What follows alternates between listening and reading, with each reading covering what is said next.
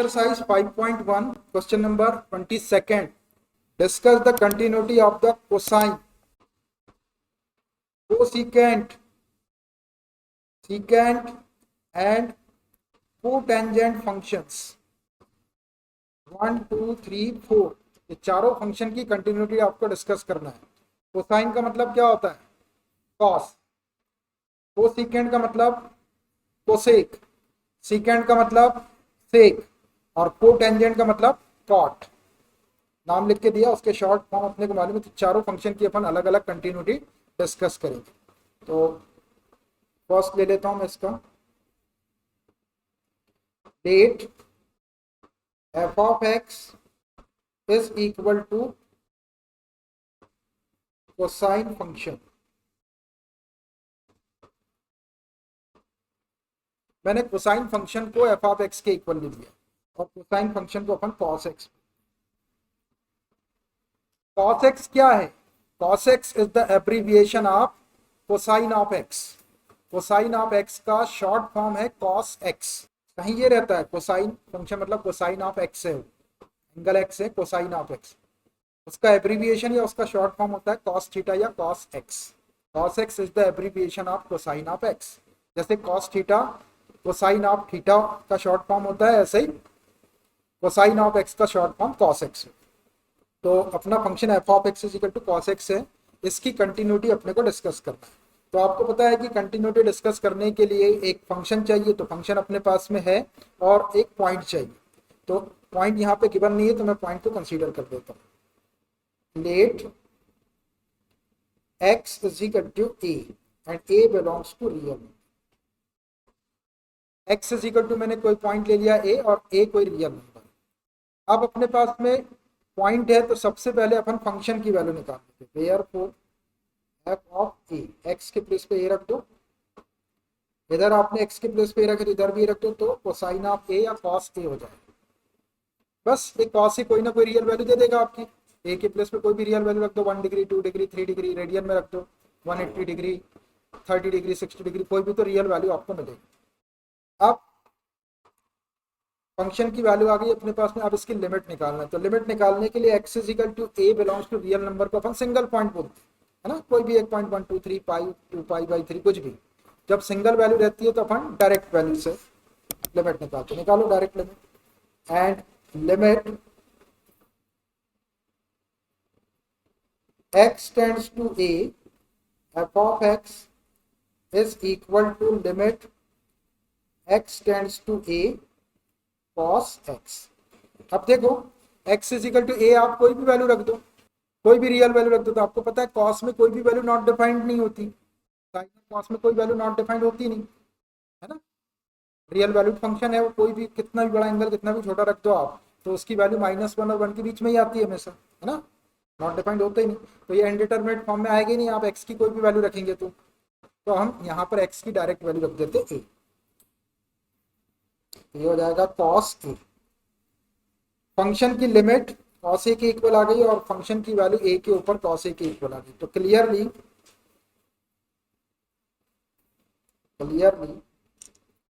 Limit x tends to a f of x is equal to f of a। Function की limit function की value के equal आ गई तो ये फंक्शन कंटिन्यूअस हो जाएगा। देयरफॉर f इज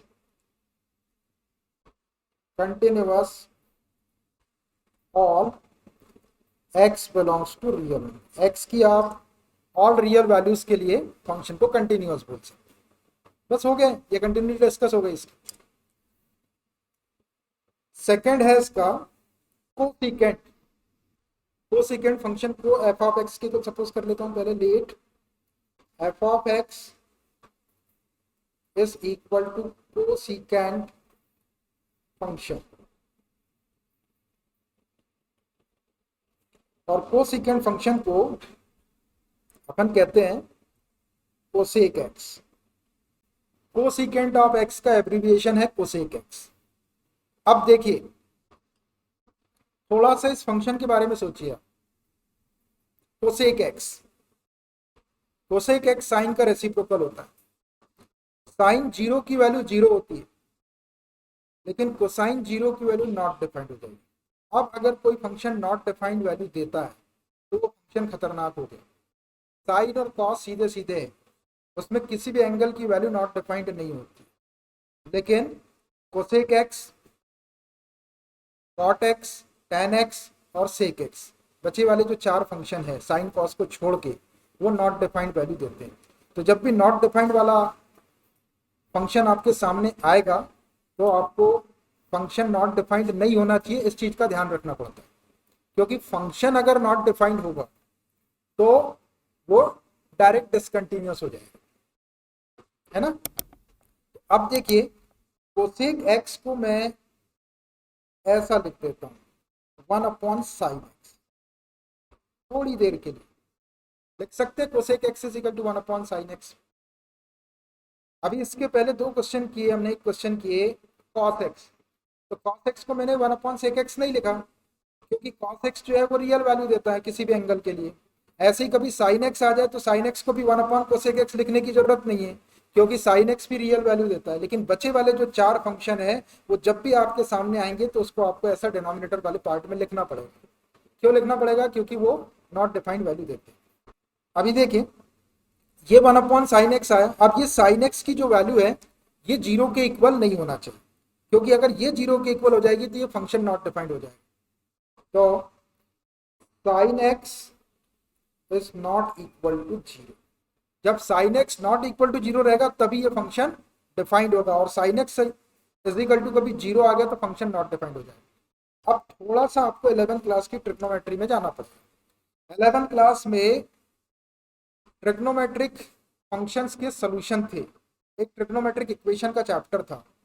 तो वहां पर कुछ फॉर्मूले ड्राइव करके बताया गया आपको कि if sin x is equal to zero हो तो उसका जनरल सोल्यूशन क्या होता है, x is equal to n pi होता है। अगर थीटा रहेगा sin theta is equal to zero हो तो theta is equal to n pi होता है।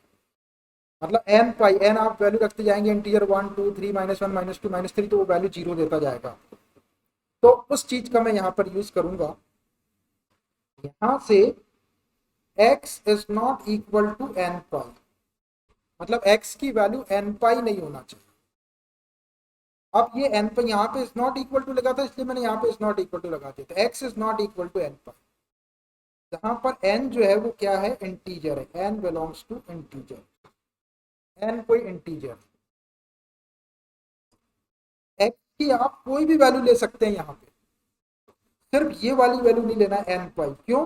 क्योंकि जैसे आप n पाई लेंगे और n इंटीजर है, जब आप वो n पाई की वैल्यू यहाँ पे रखेंगे तो नीचे जीरो आ जाएगा। देखो कैसे जीरो आ, जैसे अपन n की वैल्यू 1 ले ले तो ये पाई हो जाएगा। अगर x की वैल्यू पाई ले ले अपन तो साइन पाई की वैल्यू जीरो होती है। अभी पिछले क्वेश्चन में आपने यूज किया होती है, तो साइन 180 की वैल्यू जीरो हो जाएगी तो फंक्शन नॉट डिफाइंड हो जाएगा। ऐसा जरूरी नहीं कि साइन 180 की वैल्यू जीरो होती है, और बहुत सारी वैल्यूज ऐसी होगी n पाई वाली सारी वैल्यूज के ऊपर ये फंक्शन नॉट डिफाइंड देगा, मतलब ये जीरो दे देगा, साइन आपको जीरो दे देगा। ट्रिग्नोमेट्रिक फंक्शन जो होते हैं वो पीरियोडिक फंक्शंस होते हैं, कुछ इंटरवल के बाद में उनकी वैल्यू रिपीट होना शुरू हो जाती है, वही वैल्यू आती जाएगी आपकी। तो जीरो बहुत सारे एंगल के लिए हो सकती है वैल्यू, जैसे साइन जीरो की वैल्यू भी जीरो होती है। अगर आपने जीरो इंटीजर रख दी यहाँ पे, एन की वैल्यू जीरो रख दी तो जीरो, साइन जीरो की वैल्यू भी जीरो होती है, यहाँ पे जीरो आ जाएगा आपका, साइन जीरो भी जीरो होता है तो भी नॉट डिफाइंड हो जाएगा। तो ये एन पाई में कोई भी वैल्यू छूटेगी नहीं जिसमें साइन की वैल्यू जीरो होती। तो ये एन पाई मैंने कहाँ से लाया, ये एन पाई मैंने लाया if sine theta is equal to zero हो then theta is equal to n pi, उसका जनरल सोल्यूशन होता है। तो वो एन पाई मैंने वहां चला, यहाँ पे इज नॉट इक्वल टू था तो ये मैंने यहाँ पे इज नॉट इक्वल टू, मतलब एक्स की आप कोई भी वैल्यू सपोज कर लो रियल वैल्यू, लेकिन आपको एन पाई को नहीं लेना। बात समझ में आई? क्योंकि एन पाई अगर लेंगे तो यहाँ से आपको नॉट डिफाइंड वाली वैल्यू मिल जाएगी, और जब ये नॉट डिफाइंड हो जाएगा तो फिर ये फंक्शन ही डिफाइंड नहीं रहेगा, तो फिर उसकी कंटिन्यूटी आगे होगी कि फंक्शन नॉट डिफाइंड हो जाए। लेकिन दूसरे पॉइंट पर वो कंटिन्यूअस होगा, एक एन पाई वाले पॉइंट के ऊपर पर वो डिसकंटिन्यूअस रहेगा, बाकी का आपका दूसरी जगह कंटिन्यूअस होगा, इसलिए हमको ये वाली वैल्यू हटाना पड़ेगा। अब मैं जो पॉइंट सपोज करूंगा वो क्या सपोज करूंगा, let x is equal to a belongs to real number. A में हम कोई भी रियल नंबर ले सकते हैं मगर ये वाला रियल नंबर आपको नहीं लेना, माइनस एन पाई। ये एन पाई को आपको इसमें से हटाना पड़ेगा। ये एन पाई आया कहां से है मैं उसके बारे में भी यहां लिख देता हूं, तो बच्चा कंफ्यूज ना हो। इफ साइन थीटा ले लो या साइन एक्स ले लो, sine x is equal to 0 हो, then x is equal to n pi होता है, where n belongs to integer. ये general solution of trigonometric equation है। इस टाइप का अगर कोई ट्रिग्नोमेट्रिक इक्वेशन हो, sine x is equal to 0 तो x is equal to n pi होता है। तो ये एन पाई को मैंने इसमें से हटा दिया, मतलब है वही रियल नंबर, आप सारे रियल नंबर ले सकते हैं, सिर्फ आपको एन पाई नहीं लेना, सिर्फ आपको एन पाई नहीं लेना है। सारी बात समझ में ये लेना पड़ेगा, क्योंकि अगर ये वाला पॉइंट कभी उसके अंदर आ गया तो फंक्शन नॉट डिफाइंड होता है। इसको आप ऐसा भी बोल सकते हैं कि ये जो है ये आपके कोसेक फंक्शन की डोमेन है, ये वाली आपकी कोसेक फंक्शन की डोमेन हो जाएगी। ये डोमेन का मतलब क्या होता है, इनपुट वैल्यू, जो वैल्यू अपन एक्स की रख सकते हैं, तो आप एक्स की सारी वैल्यू रख सकते हैं, सिर्फ आपको ये वाली वैल्यू नहीं रखना, मतलब एन पाई नहीं रखना, उसमें रियल वैल्यू नहीं रखना, बाकी सारी वैल्यू आप रख सकते हैं। तो मैं थोड़ा सा और अच्छा करके लिखता हूँ यार, ये अच्छा से नहीं लिखा है।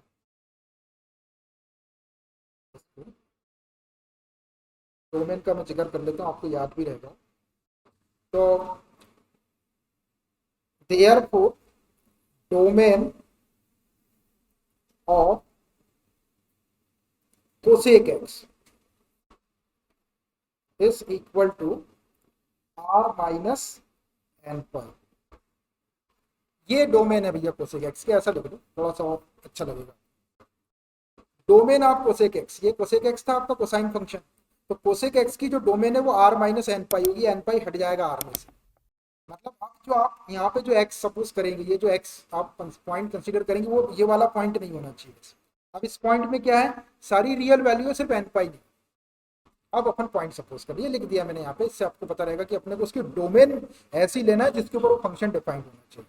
और ये डोमेन आ कहाँ से रही, ये वाले general solution of trigonometric equation से आ रही है।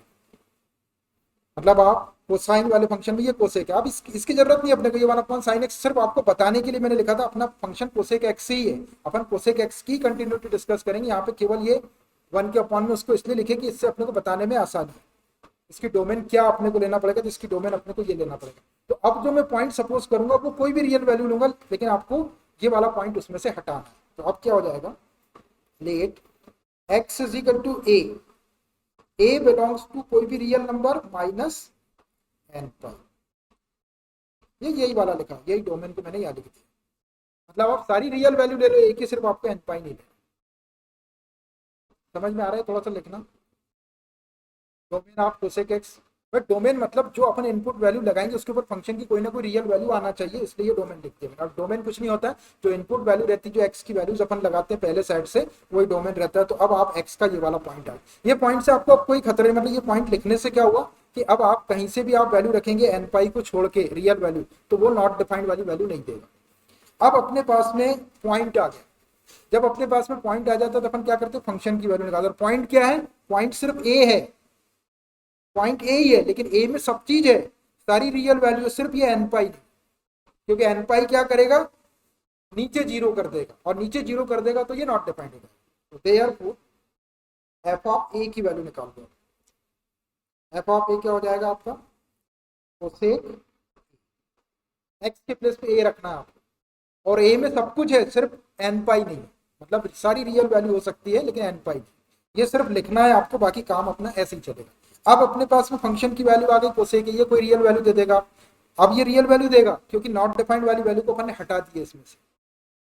अब यहाँ से कोसेक में वैल्यू नॉट डिफाइंड भी होती है, लेकिन नॉट डिफाइंड वाली वैल्यू सारी हट गई, एन पाई से सारी वैल्यू हट गई। अब यहाँ से आप जब एन पाई नहीं लेंगे इसमें तो आपका नॉट डिफाइंड आएगा ही, मतलब नॉट डिफाइंड वाली सारी वैल्यू हट गई। तो अब ये जो कोसेक ए आपका बचा, ये रियल वैल्यू वाला बचा। अब इससे आपको सारी रियल वैल्यू बचेगी, जो नॉट डिफाइंड आ सकती थी जहां जहां पे वैल्यू, वो सब ये एन पाई के थ्रू हट गई। अब कोई भी वैल्यू नॉट डिफाइंड नहीं आएगी, अब सब वैल्यू रियल आएगी। अब अपने को करना है इसकी लिमिट डिस्कस। तो अब एक्स इज इक्वल टू ए, इसको अपन सिंगल पॉइंट बोलते हैं। अब कोई भी पॉइंट होगा, 30 डिग्री होगा या 60 होगा, लेकिन ऐसी वैल्यू नहीं होगी जिसके ऊपर वो कोसेक एक्स की वैल्यू नॉट डिफाइंड होती। तो सिंगल वैल्यू के लिए अपन डायरेक्ट लिमिट निकालते, डायरेक्ट लिमिट निकालते, and limit x tends to a is equal to limit x tends to a, और फंक्शन है cosec x, function cosec x ही लेना है।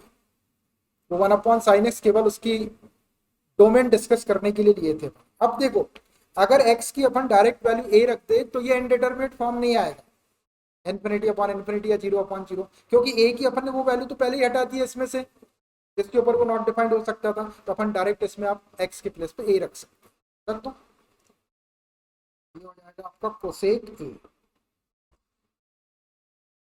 लिमिट की वैल्यू भी कोसेक a आ गई और एफ ऑफ a की वैल्यू भी कोसेक a आ गई, तो clearly limit x tends to a f of x is equal to f of a, दोनों वैल्यू इक्वल आ गई, एफ ऑफ x को अपन ने कोसेक x लिए, तो देयरफॉर f इज कंटिन्यूअस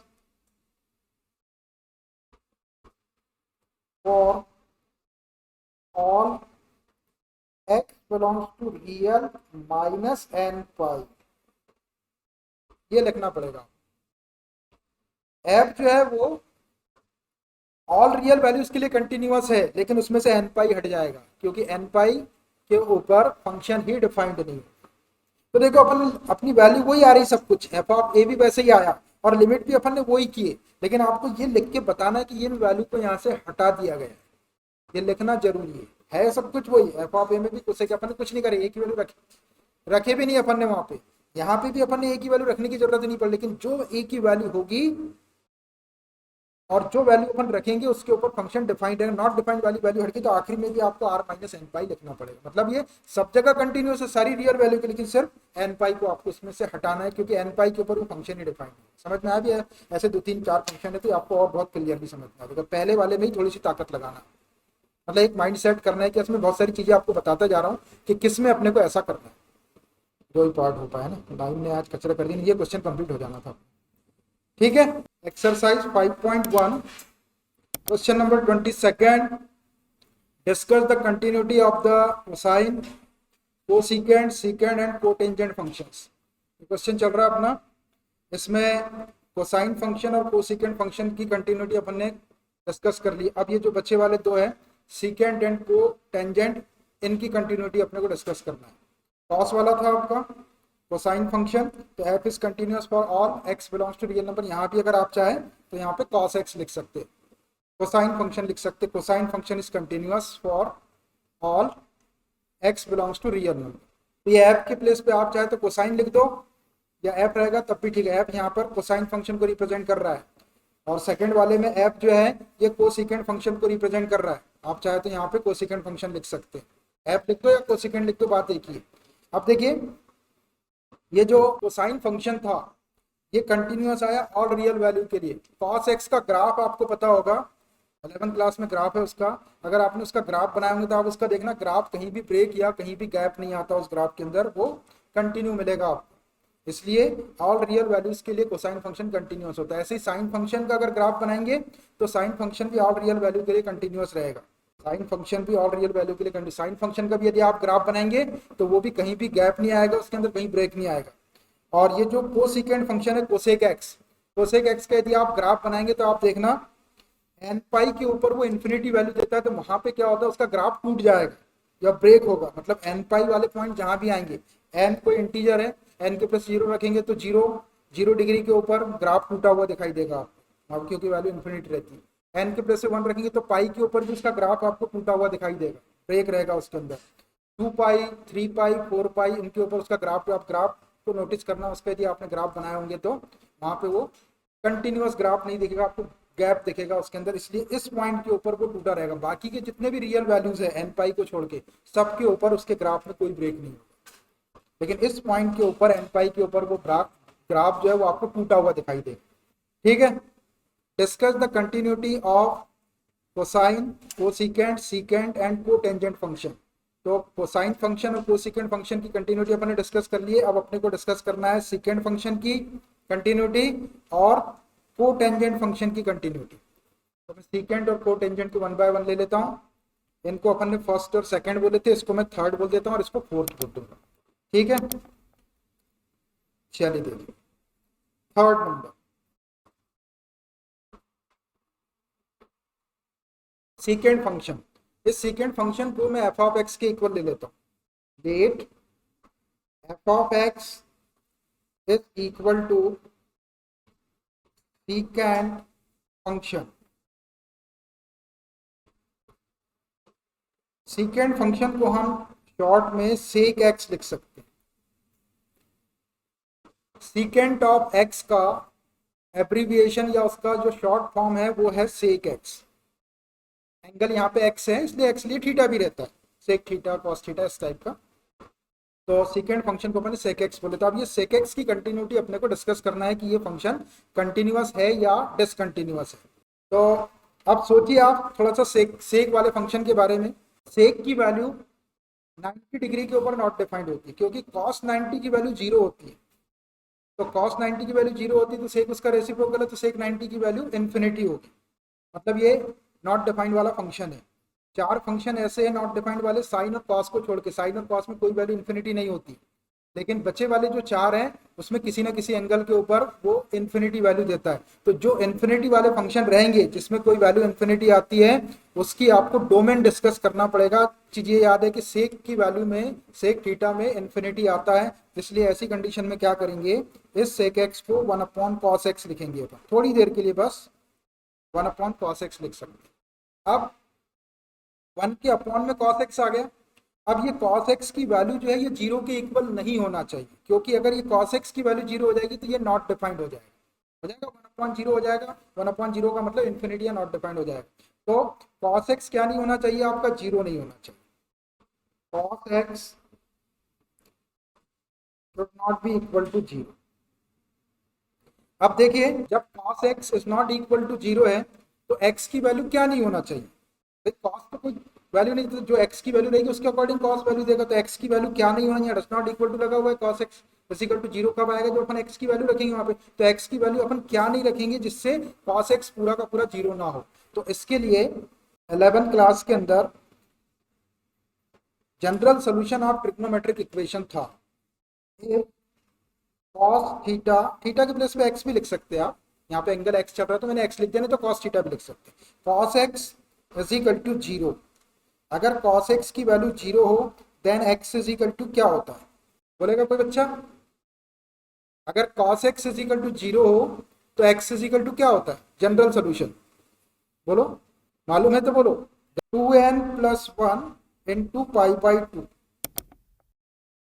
ये होती है थीटा की वैल्यू या एक्स की वैल्यू। अगर cos theta is equal to 0 हो या cos x is equal to 0 हो तो x is equal to 2n plus 1 into pi by 2, where n belongs to integer, जहां पर n कोई इंटीजर है। n की कोई भी इंटीग्रल वैल्यू रखेंगे तो x की वैल्यू ये आएगी। अगर cos theta is equal to 0 हो, या यहाँ पे मैंने x लिया है, cos x कोई फंक्शन अपने x में है तो cos x, आप cos थीटा भी लिख सकते हैं।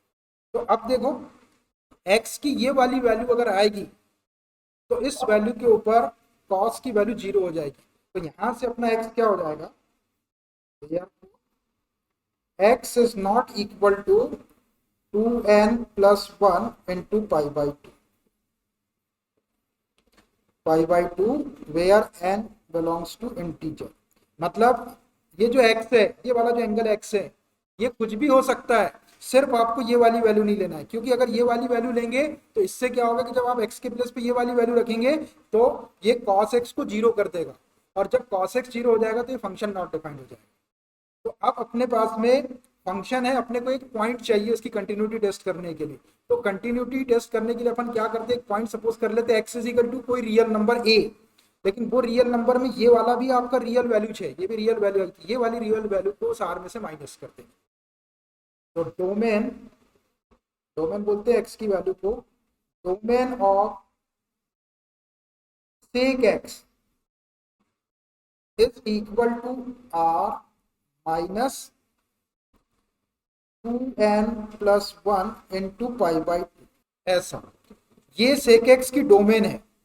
अब ये cos की बात नहीं करेंगे अपन, अब sec की बात करें। cos सिर्फ दिखाने के लिए था sec को ऐसा।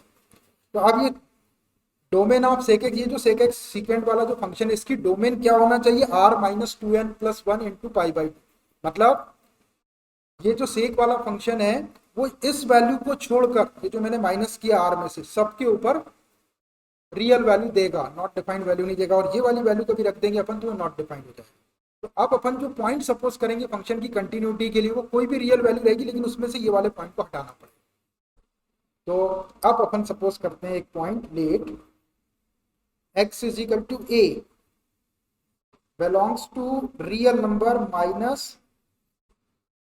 2n plus 1 into pi by 2। ये पॉइंट है भैया, आपको समझ में आया? ये x की वैल्यू नहीं लेना है आपको यार, कोई भी a को आप कोई भी रियल वैल्यू r ले सकते हैं, लेकिन ये वाली वैल्यू उसमें से हटाना है। रीजन समझ में आ गया इसका क्यों हटाना है? क्योंकि ये वाली वैल्यू रहेगी तो सीकेंड फंक्शन जो है वो नॉट डिफाइंड हो जाएगा, क्योंकि 1/cos x है वो, और cos x की वैल्यू अगर जीरो हुई तो वो नॉट डिफाइंड है, और cos x जब जीरो रहता है तो x की वैल्यू क्या रहती है 2n plus 1 into pi/2, तो ये वाली वैल्यू आपको हटाना पड़ेगा। तो x की अपन कोई भी वैल्यू ले सकते हैं, सिर्फ ये वाली नहीं लेना है। तो x आपका रियल वैल्यू बोले, ये भी रियल वैल्यू है, तो इसमें सारी रियल वैल्यू, सिर्फ ये वाली वैल्यू मैंने r में से हटा दी। अब अपने को सिर्फ पॉइंट ये यूज करना है, लेकिन इसको लिखते चलना है, क्योंकि ये वाले पॉइंट के ऊपर वो फंक्शन ही डिफाइंड नहीं, और बचे वाली जितनी रियल वैल्यू होगी सबके ऊपर फंक्शन डिफाइंड है, उसके ऊपर उसकी कंटिन्यूटी अपन टेस्ट कर देते हैं। चल, तो अब अपने पास में पॉइंट है और फंक्शन है।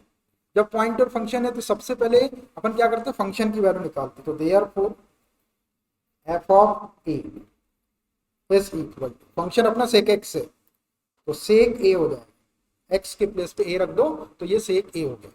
अब सेक ए कोई ना कोई रियल वैल्यू देगा, सेक थीटा आपकी नॉट डिफाइंड वाली वैल्यू भी देता है, लेकिन अपन ने ये वाली वैल्यू हटा दी है। इन वैल्यूज के ऊपर एक्स की, इन वैल्यूज के ऊपर इसकी वैल्यू नॉट डिफाइंड आती है, तो अपन ने आर में से इसको पहले ही माइनस कर दिया। मतलब अब क्या बोल सकते हैं हम इसको कि ये एक रियल वैल्यू दे रहा है, और जब फंक्शन रियल वैल्यू देता है तब अपने को उसकी लिमिट लेना है। अब अपने पास में पॉइंट है x is equal to a belongs to r minus 2n plus 1 into pi/2, तो इस पॉइंट को अपन सिंगल पॉइंट बोलते हैं। अब एक कुछ भी ले लो आप, 1 ले लो, 2 ले लो, pi/3 ले लो, pi/6 ले लो, सिर्फ आपको क्या नहीं लेना है, ये वाला नहीं लेना है। अब इसमें क्या आ सकता है, देखो अगर n इंटीजर है तो n के प्लेस पे अगर अपन 0 रखे तो ये 0 1 आ गया pi/2, मतलब आपको pi/2 नहीं लेना है a के प्लेस पे। क्यों नहीं लेना है? क्योंकि सेक pi/2 की वैल्यू नॉट डिफाइंड हो जाती है। ऐसी और भी वैल्यू होगी, आप 1 रखेंगे n के प्लेस पे तो जो वैल्यू मिलेगी वो रख के देखो तो उस पर भी नॉट डिफाइंड होगा सेक। फिर आप n इज इक्वल टू 2 रखो, 3 रखो, 4 रखो, 5 रखो, यहाँ से जो भी वैल्यू मिलेगी आपकी n की वैल्यू रखने के बाद वो वाली वैल्यू आप यहाँ पे नहीं रख सकते, क्योंकि उसके ऊपर फंक्शन जो है वो नॉट डिफाइंड। नेगेटिव वैल्यू भी रख सकते हैं, इंटीजर है n, -1 रखेंगे, -2 रखेंगे, -3 कुछ भी रखेंगे, आपकी ये सेक ए जो है ये आपको नॉट डिफाइंड वाली वैल्यू देगा। तो हमने नॉट डिफाइंड वाली सारी वैल्यू को हटा दिया, हटाई दी अपने रियल नंबर में से, आपको ये वाली वैल्यू रखनी नहीं, बाकी की जब अपन वैल्यू रखेंगे तो वो रियल वैल्यू देगा। अब रियल वैल्यू दे रहा है तो अपने को लिमिट लेना है। लिमिट के लिए अपने पास में x इक्वल टू a है, a को अपन सिंगल पॉइंट बोलते हैं, तो we will go through the direct limit. Direct limit के थ्रू हम इसको सॉल्व करते हैं। चल, and limit x tends to a f of x is equal to limit x tends to a, function आपका sec x है, sec x। अब देखो अगर अपन x के प्लेस पे a रख दे तो यहाँ से नॉट डिफाइंड वाली वैल्यू मिलेगी ही नहीं, क्योंकि अपन ने a में से हटा दी है नॉट डिफाइंड वाली वैल्यू को, तो डायरेक्ट आप वैल्यू रख दो, इंडिटरमिनेट नहीं हो गए, तो ये हो गया आपका sec a। अब देखो लिमिट भी आपकी sec a के इक्वल आ गई और फंक्शन की वैल्यू भी sec a के इक्वल आ गई, तो ये कंटिन्यूस हो जाएगा इस पॉइंट के ऊपर। Clearly limit x tends to a f of x is equal to f of a। Therefore अब इसको आप f is continuous at x is equal to r minus 2n plus 1 pi/2 ऐसा लिख सकते हैं, या आप सीकेंड भी लिख सकते हैं। मैंने f लिखे तो f लिख देते हैं। Therefore f, और आप चाहे तो f को ऐसा भी लिख सकते हैं, सीकेंड फंक्शन, सिर्फ f लिख देंगे तब भी चलेगा। Therefore f secant function is continuous for all x belongs to real minus 2n plus 1 into pi/2।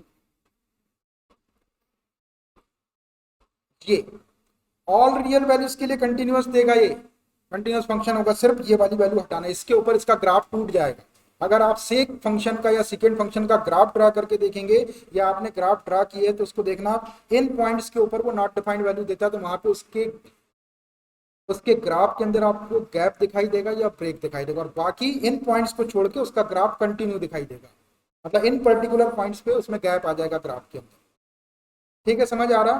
तो देखो क्वेश्चन में कुछ वो नहीं है, सिर्फ अपने को ये इसकी डोमेन और ये डिस्कस करना जरूरी है, क्योंकि इसके बिना आप उसको कंटिन्यूअस और ये और वो नहीं, डायरेक्ट पूरा थ्रू आउट कंटिन्यूअस नहीं, through out continuous all real values के लिए सिर्फ दो ही ट्रिग्नोमेट्रिकल फंक्शन होते हैं, एक होता है साइन और एक होता है कोसाइन, साइन और कॉस। रीजन इज बिकॉज कि उन दोनों में, साइन और कॉस में, कोई भी वैल्यू, किसी भी एंगल की वैल्यू, बड़े से बड़ा एंगल या छोटे से छोटा एंगल नॉट डिफाइंड नहीं होता है, और साइन और कोसाइन को छोड़कर बाकी के जो रिमेनिंग 4 फंक्शंस है उनमें किसी ना किसी एंगल की वैल्यू कहीं पर जाके नॉट डिफाइंड हो जाती है, और जो ट्रिग्नोमेट्रिकल रेशियो नॉट डिफाइंड वाले एंगल देते हैं उनके लिए आपको ये डोमेन डिस्कस करना है ऐसे। तो मैंने 2 क्वेश्चन की आपको डोमेन डिस्कस करके बताया यहाँ पे, अब एक और है उसकी भी डोमेन डिस्कस करके बता देता हूँ, तो ये आपको अच्छे से समझ में आ जाएगा। यूज कर रहा हूँ इसमें 11 क्लास का ये कॉन्सेप्ट, ये कॉन्सेप्ट आपको 11 क्लास का जो ट्रिग्नोमेट्रिक फंक्शन का जो चैप्टर था उसमें general solution of trigonometric equations के अंदर दिया हुआ है, और नहीं किया आपने, नहीं किया तो आपको इसको याद रखना है। यहाँ पे x के प्लेस पे यहाँ थीटा भी मिल सकता है, आपको थीटा लिख के भी कर सकते हैं उसको, यहाँ पे x था इसलिए मैंने x कर दिया। एक आखिरी फंक्शन है अपने कोटेंजेंट फंक्शन, इसको 4th नंबर बोल देता हूँ। चलिए देखिए 4th नंबर ले रहे हैं। 4th नंबर क्या है? Cotangent function. इस कोटेंजेंट फंक्शन को मैं f ऑफ x के इक्वल सपोज कर लेता हूँ और इसकी कंटिन्यूटी अपने को डिस्कस करना है। Let f of x is equal to cotangent function. Cotangent function का एब्रिविएशन या शॉर्ट फॉर्म cot x होता है, cot x।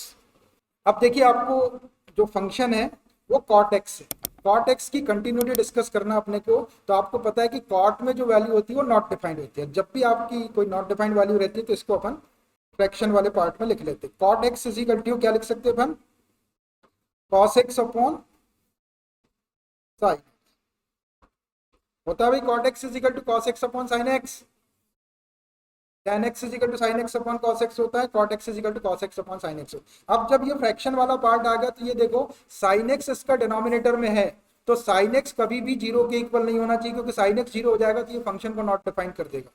तो यहाँ पर since sin x should not be equal to 0, must not be equal to 0 बोल सकते, ये 0 नहीं होना चाहिए।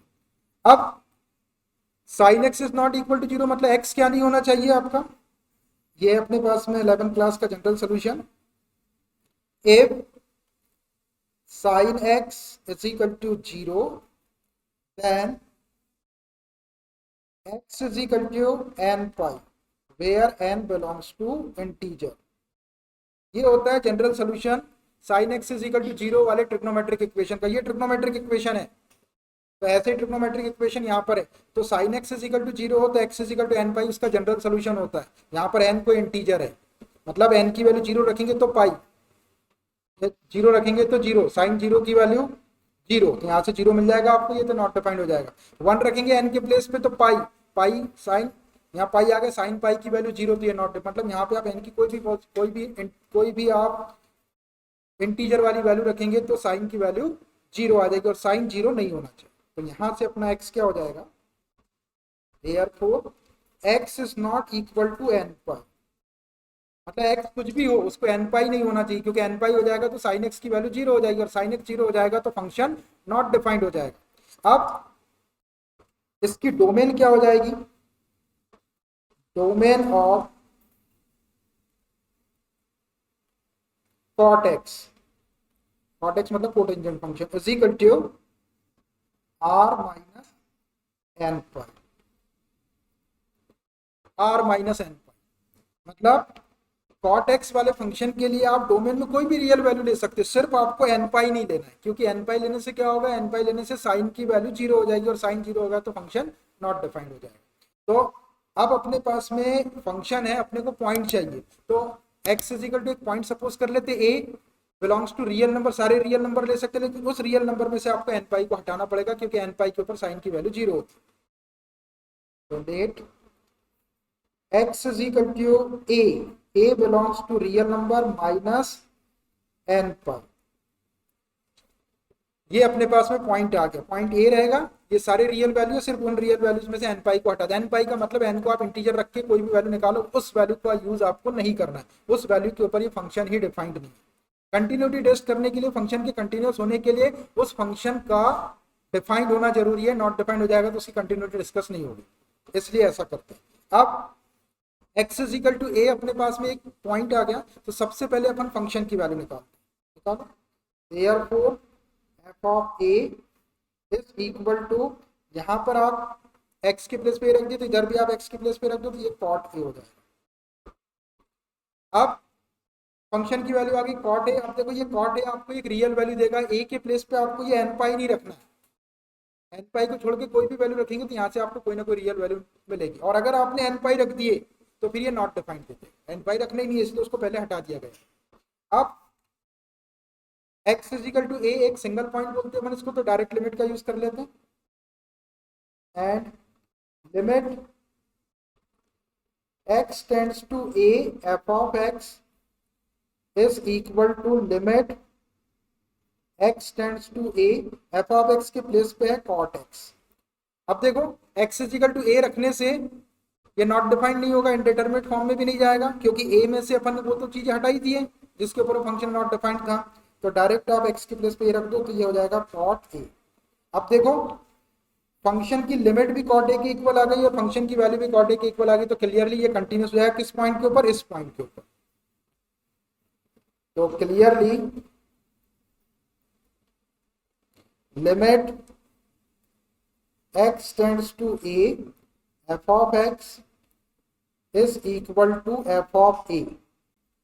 therefore f को अपन कोटेंजेंट फंक्शन भी बोल सकते हैं, कोटेंजेंट फंक्शन f और cotangent function is continuous for all x belongs to real number minus n पर। सारे रियल नंबर्स के ऊपर ये फंक्शन कंटिन्यूअस होगा, लेकिन उसमें से n पाई को हटाना है आपको। n पाई को क्यों हटा रहे हैं उसका रीजन बता दिया आपको, क्योंकि उसके ऊपर साइन की वैल्यू 0 हो जाएगी और साइन 0 हो जाएगा तो फंक्शन नॉट डिफाइंड हो जाएगा। अब अगर आप इस फंक्शन का ग्राफ ड्रा करते हैं तो आप देखना n पाई वाले पॉइंट के ऊपर उसका ग्राफ आपको टूटा हुआ दिखाई देगा, कंटिन्यू नहीं मिलेगा, उसके ऊपर वहां पे गैप आ जाएगा। तो ये चारों फंक्शन की कंटिन्यूटी अपन ने डिस्कस कर लिए। आई होप कि आपको समझ में आ गया होगा। है उसके अंदर कुछ नहीं, ये तो बिल्कुल सीधा सीधा, लेकिन आपको ये डिस्कस करना जरूरी है।